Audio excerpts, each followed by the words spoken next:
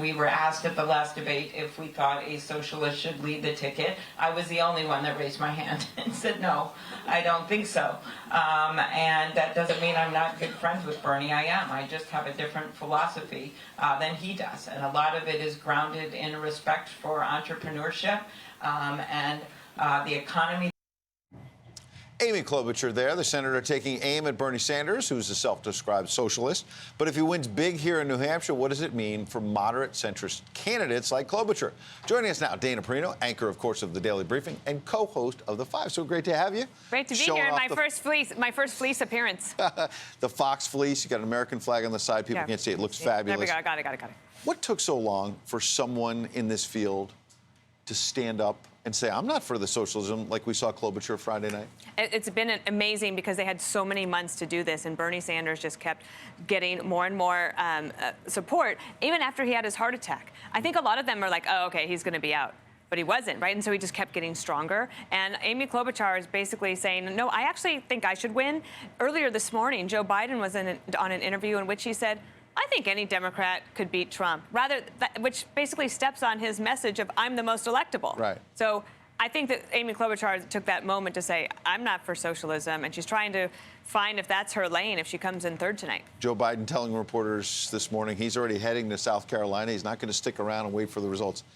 If you're already getting out of here and looking to South Carolina, which is February 29th, a couple of weeks from now, you're expecting to finish fourth or fifth. You are. Okay, so he is expecting to get clobbered, and he got clobbered in Iowa, so that's not good. But I do think that his campaign that is trying to keep it going, they're kind of smart to get him out of town today, because even though it looks like he's throwing in the towel, if he stayed, every question from the media will be, are you going to quit? Yeah. Are you going to quit? And now he has a ready-made answer. Like, I'm not quitting. We're on our way to South Carolina. Bernie can have his week. We're going to live to fight another day.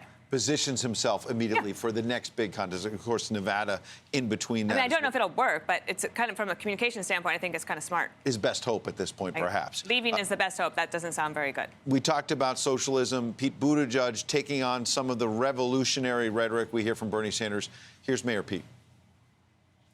I'm concerned that the idea that you've got to either be for a revolution or you must be for the status quo paints a picture where most of us can't see ourselves, where most of us don't know where we fit in. And the irony of it all is there's actually a powerful American majority ready to come together and deliver big changes.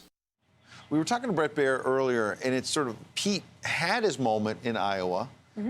He had some big crowds late last week, and then Bret was saying he went to a Buttigieg event yesterday, and the air was coming out of the balloon a little bit. Well, and I heard that it was basically like very scripted versus Bernie Sanders, who is excited, and he's got the young bands there, and AOC comes and campaigns for him, and there's a lot of energy.